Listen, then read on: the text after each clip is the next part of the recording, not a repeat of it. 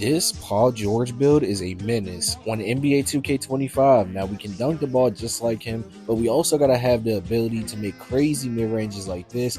As I hit him with the go-to shot, get right past him, take the pull-up dribble, green bean chicken wing. And this wouldn't be a PG build if I didn't give him a high enough three-point rating to knock down outside shots like this.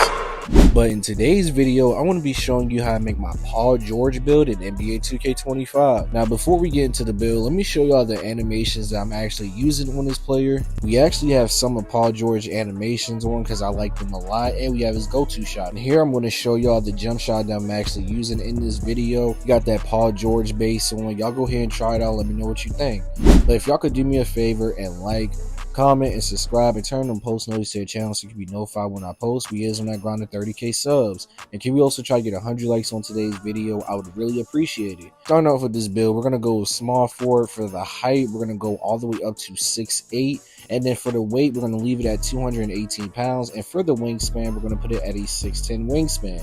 Now, y'all know we got to start off with the finishing. For the close shot, I'm going to put it all the way up to a 76, which is actually pretty high in my opinion. And for the driving layup, we're going to put it all the way up to an 85, so we can get that layup mixed master on silver. And we're also going to put the driving dunk all the way to an 87, so we can get silver posterizer, while also having a 47 standing dunk to get at least the basic standing dunk animations. And we also get a 70 post control for silver post fade phenom.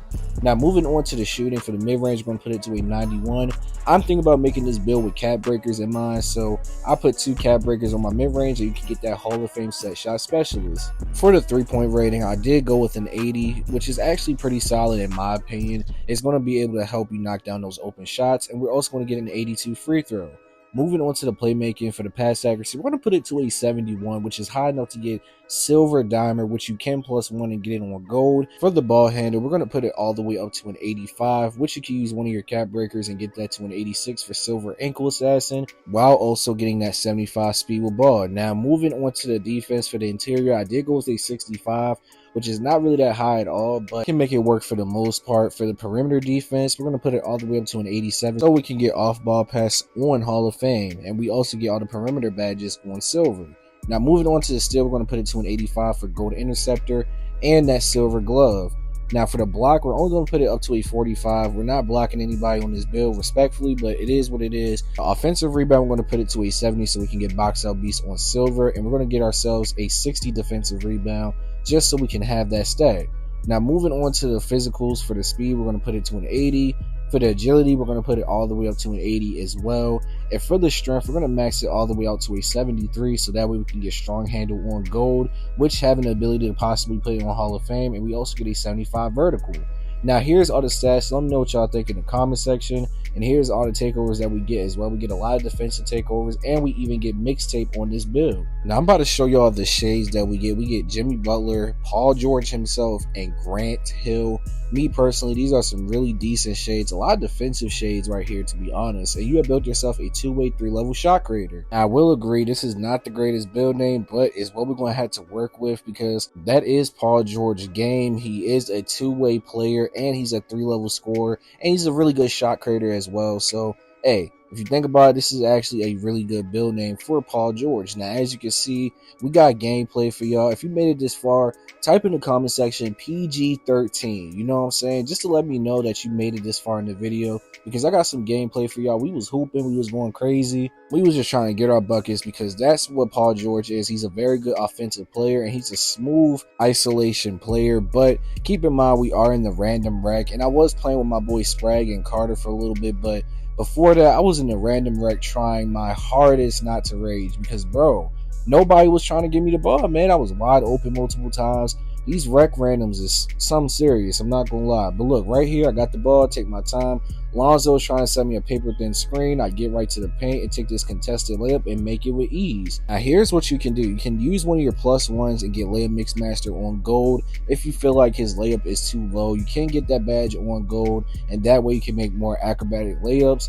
And on top of that, you can use your other +1 and get that set shot specialist on legends. So that way, if you're shooting a standstill shot, you have a higher chance of making that. Now, I want to remind y'all, I did make this build with cap breakers in mind. So if you're not starter 4, you can adjust it to your liking. If you feel like a stat is too low or another stat is way too high, like I said, this is really just a template for y'all. So realistically, you can do whatever you want. You can change it around. You can get more pass accuracy if you want, if you feel like he's a good passer. If you want to get more defense, you can as well. Or if you want to get more contact dunks, you can go with the 89 driving dunk and a higher vertical to get both of the pro contact dunks. But it's really just personal preference.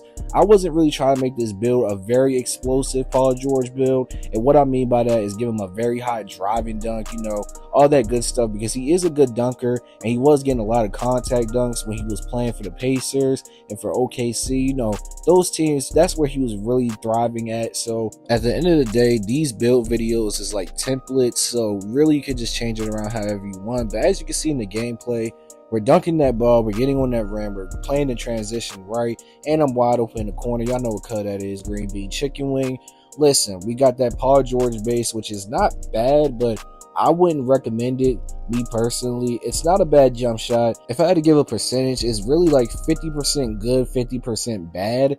Like, I don't like how slow it is on the startup. It just really feels like a set shot 25 type of base. Like, you don't get that much off the ground, and the release height is a little bit low, so it's going to make it a little bit harder to shoot over defenders. But realistically, you're going to be at small forward, so just keep in mind that you will be able to shoot over certain defenders if they have like a smaller small forward. Like, there's a lot of people that go in the wreck with weird builds. Now, as you can see by the gameplay, we're shooting a three wide open. You know what I'm saying? I'm not really having the opportunity to ISO anybody because, like I said, I'm playing with rec random, so I just gotta really score whenever I can, do what I can do best, which is score the ball and play good enough defense to get stops.